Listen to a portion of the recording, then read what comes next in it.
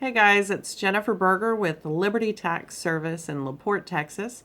I just wanted to make a quick video to address some of the frequently asked questions that I've gotten this weekend regarding the stimulus payments that are going to go out. First and foremost, though, I want to remind everyone to stay diligent and cautious. Because of these payments, there's an opportunity for scammers to take advantage of taxpayers.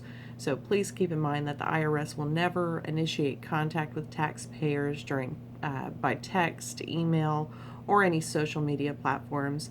If you receive any phone calls or messages asking you to verify your identity or claiming that they can assist you in getting the stimulus payment quicker or getting more than you're entitled to, please know that it is a scam.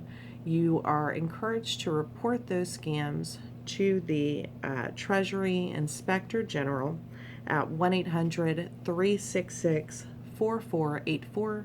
You can also report those scams to the Federal Trade Commission at ftc.gov, and you can also forward any suspicious emails to phishing at irs.gov. That's phishing at irs.gov. If the IRS is needing to contact you, they will send out a notice by email before initiating any kind of contact with you. So just be diligent. Another thing I want to cover before we get into the stimulus checks is that the IRS has extended the tax filing deadline as well as the tax payment deadline. So it is not April the 15th this year. It's been extended out to July 15th. There's nothing that you have to do. It's been extended out for all tax filers for their federal tax returns. If for any reason you can't file by July the 15th, I would encourage you to contact me and file a tax filing extension. I'll remind everyone it is not an extension to pay your tax bill. If you anticipate having a tax bill for 2019, then go ahead and file your tax return. Contact me and we will go over options as far as making arrangements to pay your tax bill for 2019. But do not delay filing just because you can't pay. That's probably one of the most common mistakes that taxpayers make, and the IRS will assess a failure to file penalty if you neglect to file your tax return prior to the due date. So I would encourage you to file. So there were two acts passed. There was the CARES Act, CARES, which is basically the Coronavirus Aid Relief and Economic Security Act. That's the one that we're going to talk about today. I will do a future video to talk about the Families First Act. That has to do more with unemployment, the SBA loans, how independent contractors and self-employed can go about applying for grants, and we'll discuss those in some future videos. But I just wanted to address some of the common questions that I was getting this weekend about the stimulus payments. So the very first one was how much is everyone going to receive? So how much you're going to receive is going to be based on a few factors, one being your filing status, the next being your AGI, and then of course how many dependents or qualifying children that you have on your tax return. So if you are filing single, married filing separate, or a qualifying widower, and you make up to $75,000, or your AGI is up to $75,000, then you'll receive $1,200 for yourself. If you are head of household and your AGI is up to, I believe, $112,500, then you'll receive $1,200. And if you're married filing joint and your AGI is up to $150,000, then you'll receive $1,200 for each of you, or $2,400 total for the both of you. Now, for higher income, that was another question I got. If you're higher income, how much will you receive? Those AGI limits are for the whole $1,200. Now, if you make over that, then your stimulus payment will be reduced. So, for instance, if you are a single filer and you make $80,000, then that's over the $75,000 limit, so your stimulus payment would be reduced, but you still would receive a portion of that. It would just be reduced. Now, if you do make over 99,000, then it would be phased out completely, so you would not receive a stimulus check. So the phase out for single filers, qualifying widowers, and married filing separate is 99,000.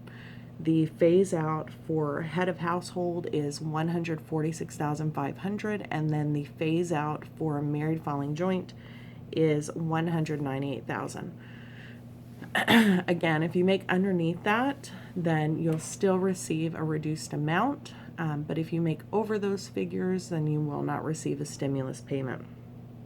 Now, so that was the higher income. So I also got questions about lower income filers. Now, with the initial proposed bill, they did propose that with lower income tax filers, they would receive a reduced amount. That was blocked before the actual bill was signed into effect. So there is no provision for lower income filers. So someone who makes, if you're single and you make 50,000, you'll get the same 1,200 that a single filer making 20,000 would receive. So they did take that out of the bill. Now again, it'll be based on your AGI, your filing status, and how many dependents you have. So if you have any dependents, if you have any children who qualify for the child tax credit, meaning they're under the age of 17, then you'll receive $500 for each of those children. I did read through the proposed bill, and I did not see any limits as to how many children you could claim or how many children you could get that $500 credit for. So unless anything changes, I don't see any limits to the number of children. But again, they have to be under the age of 17. Another question I've got is if you have not filed your 2019 return. So if you haven't filed for 2019, they are going to defer back to your 2018 filing. If you have not filed for 2018 or 19, then contact me as soon as possible so we can get that filed for you. The only exception would be those who are receiving Social Security. So that's another question that I've been asked. If you're receiving just Social Security and disability, of course, you have no filing requirement because you have no taxable income if that's your only source of income. So chances are you haven't filed for 2018 or 19. In that case, the IRS will defer to your Social Security statement. So you will still receive a stimulus check, and it'll be mailed out to the address that's on record with the Social Security Administration. You don't have to do anything, and you don't have to take any action. Now, if you are one of my clients here in LaPorte and you have a family member or a friend who is on Social Security or disability, you can contact me and I will file their return at no charge. I'll e-file their 2019 just so that we can ensure that there's no delay on their stimulus.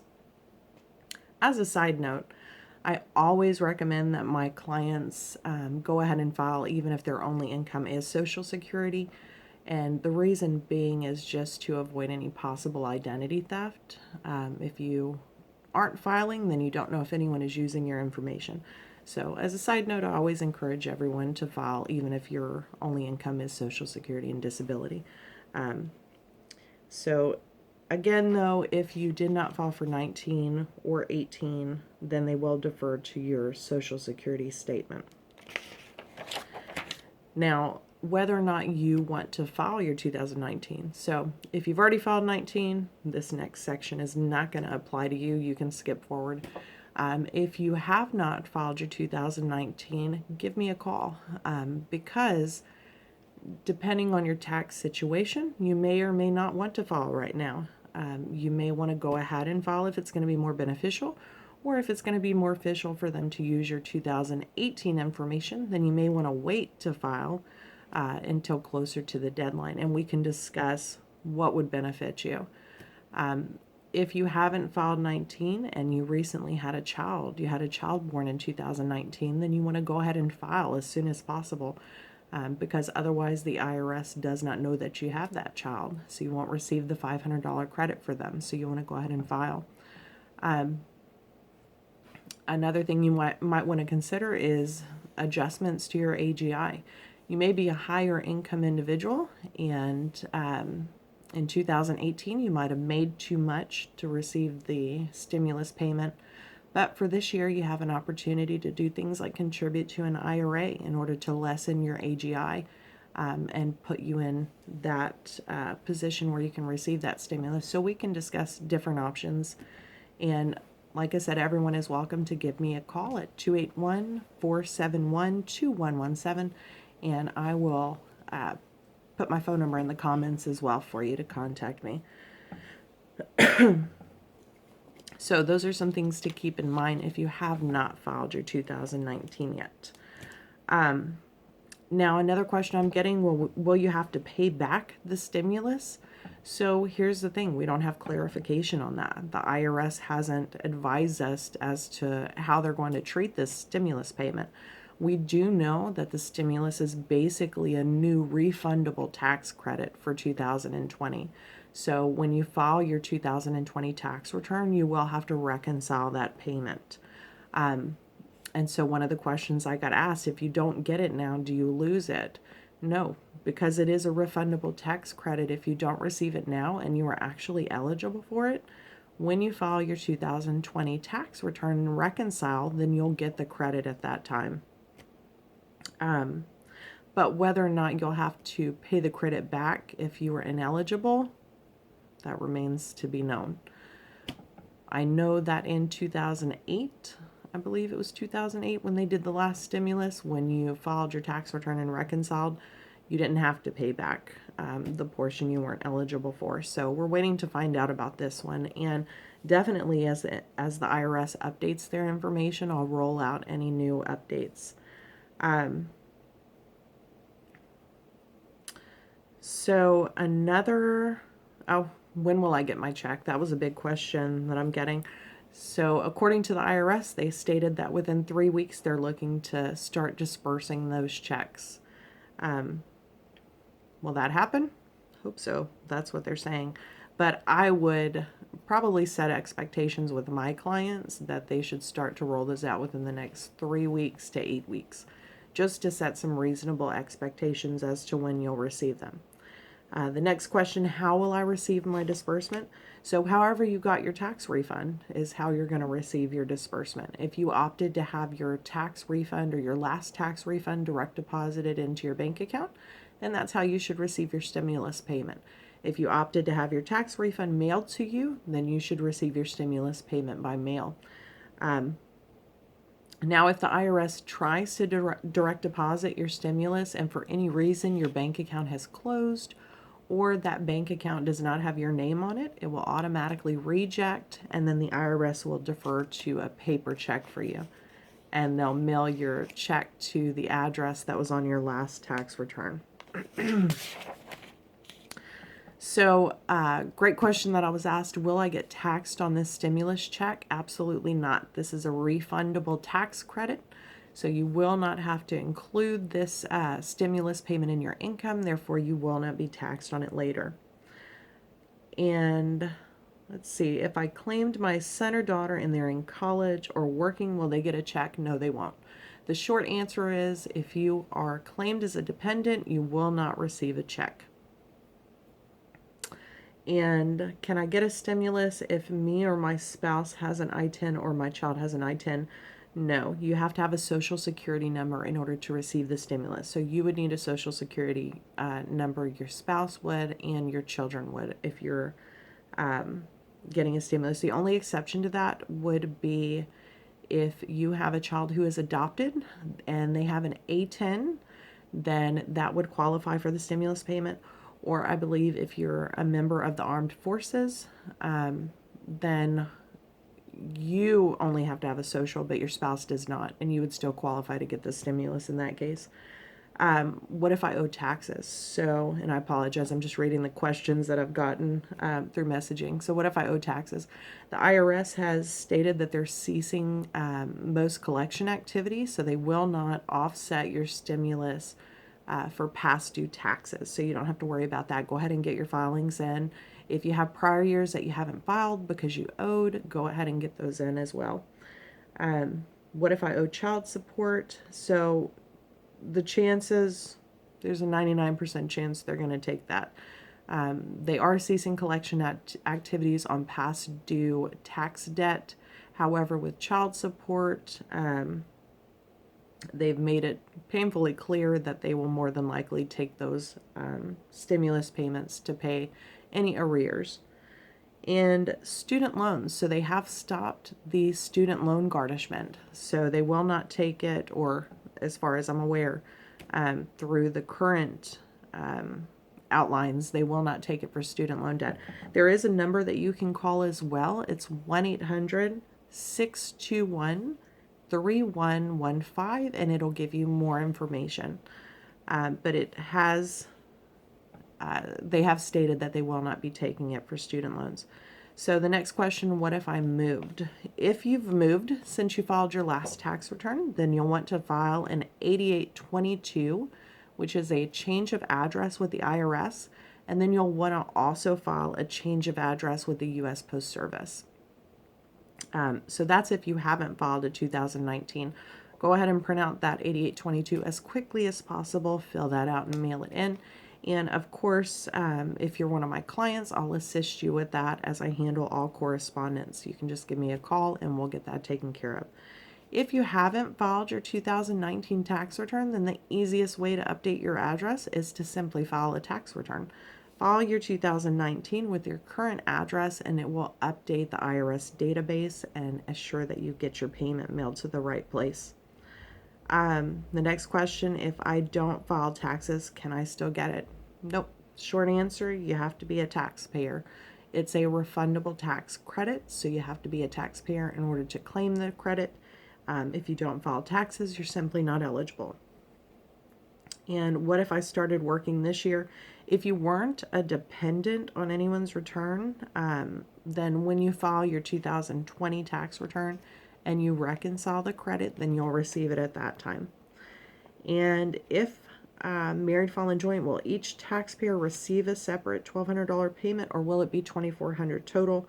I don't have clarification on that as of yet. I don't know if it'll be two separate $1,200 payments, or there will be one check for $2,400 in both your names. Again, as the IRS rolls out information, I'll update everyone. And what if you have shared custody and every other year you claim the child? So whoever claimed the child this past or in the latest tax return is going to get the $500 stimulus for that child. So whoever filed that child last. And what if my last question, what if my family member claimed my child? So if your parent or your family member claimed your children because your child lived with them and they provided over half the support, then they will receive the stimulus for that child. I believe that is it for now. All the other questions I received were regarding the SBA loans and unemployment. And again, I'll cover those in a future video, as well as the penalty waiver on the distributions from retirement. So if you are going to plan on taking money out of your retirement in order to help you during this economic crisis, be sure to tune into my future videos.